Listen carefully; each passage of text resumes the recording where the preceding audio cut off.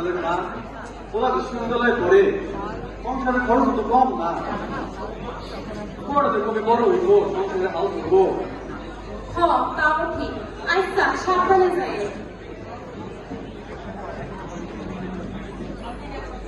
এই প্রদাবতার মধ্যে ভার্সিটি কিছু তরুণ অসহায় মানুষদের প্রতি সাহায্যের হাত বাড়ানোর উদ্যোগ নিয়ে চালু করেছে ক্যাব ও পানি বিতরণ কর্মসূচি।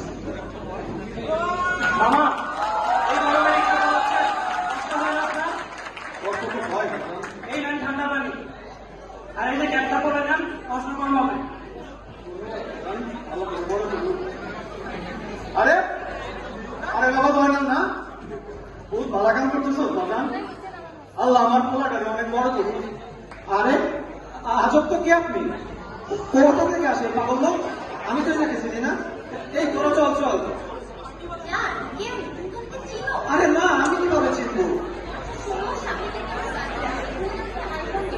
আচ্ছা যান।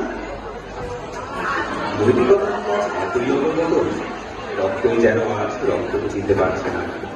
এই যদি হয় উন্নত সভ্যতার নমুনা, তবে তা তো আমাদের কাম্য নয়।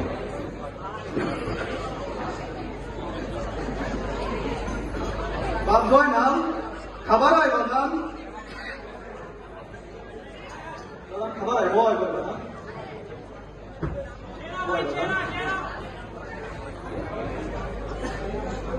এই থামো থামো, পোলাটা পড়ালেখা করে মাথার কাটনি আছে, মাথা খানে উড়ে গেল। লাগবে না আমার মাথার মাথা। কি হয়েছে বাকি রেখেছো তুমি? তুমি কেন সবার সামনে আমার পরিচয় দিলা? একজন রিক্সাওয়ালা যে আমার বাবা, এটা জানতে পারলে আমার মান সম্মান থাকবে? তুমি আর কখনো আমার পরিচয় দিবে না সবার সামনে।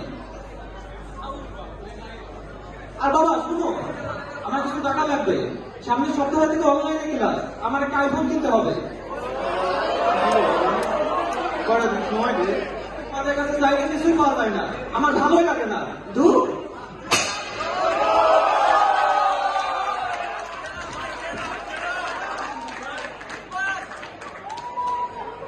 কয়েকটি বছর পেরিয়ে গেল। জয়নাল আজ অনেক বড় কোম্পানিতে চাকরি পেয়েছে।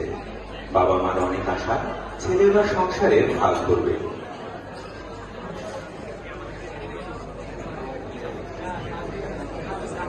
জয়নালের মা, আজ আমাকে খুশির দিন। ওলা বিরাট এখন চাকরি পেয়েছে, আমাকে দুঃখ করতে এখন শেষ হইব। আমাকে বলে এখন বড় চাকরি পাইছে, আপনারও আর নিষ্কালয় বার হইতে হইব না।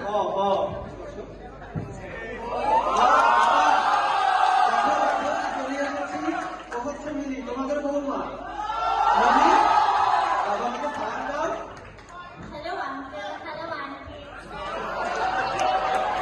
এই বাবা, তুই আমাদের না জানা বিয়ে করা ফেললি। তোর বিয়ে নিয়ে আমাদের কত স্বপ্ন আছিল।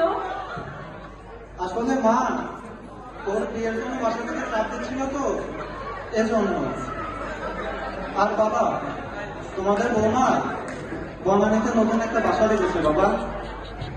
আমরা এখানে আর থাকবো না। আমরা কি ব্যাগপত্র গুছানো শুরু করে দেবো বাবা? আসলে বাবা, তোমরা আমাদের সাথে যাচ্ছ না। আমাকে কি হইব? আমাকে তো এখানে দেখাশোনা করার আমাকে কেউ নাই। আমরা তোমাদের জন্য অন্য একটা ব্যবস্থা করেছি বাবা। তোমাদের জন্য আমরা ভালো একটা বৃদ্ধাশ্রম রেখেছি। মা, তোমরা জন্য অনেক ভালো থাকবে। আমরা তোমাদেরকে দেখতে আসবো।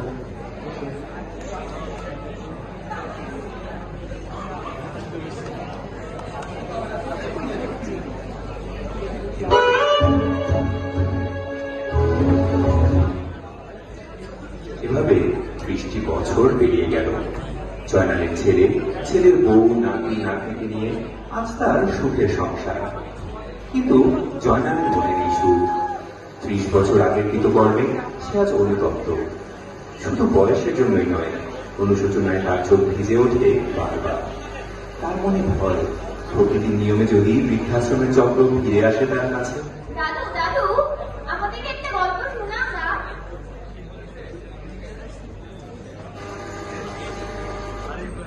কি দাদু, নাতি নাতনি খুব গল্প চলছে? বাবা, তোমাকে কিছু কথা বলার ছিল। বল বাবা। বাবা, আমরা তো আমেরিকা চলে যাচ্ছি। পড়াশোনার পরে সেখানেই সেটেল হওয়ার ইচ্ছা আমাদের। আমাকে কি সাথে নিবি না বাবা? আমাকে কি বৃদ্ধাশ্রমে ফেলে যাবে বাবা? মা, বাবা, দাদুকে আমাদের সাথে নিয়ে চলো না। হ্যাঁ বাবা, দাদুকে আমাদের সাথে নিয়ে চলো না, আমরা দাদুর সাথে খেলা করবো। হ্যাঁ বাবা, দাদু তো তোমাদের সাথে যাবে, দাদু তোমাদের সাথে খেলাধুলা করবে। বাবা, সেখানে আপনার চিকিৎসার জন্য ব্যবস্থা করেছি। হ্যাঁ বাবা, দাদুকে বৃদ্ধাশ্রমে পাঠিয়ে বৃদ্ধাশ্রমের যে চক্র তোমরা তৈরি করেছিলে, আজ তোমাদেরই শিক্ষায় বৃদ্ধাশ্রমের এই চক্র আমরা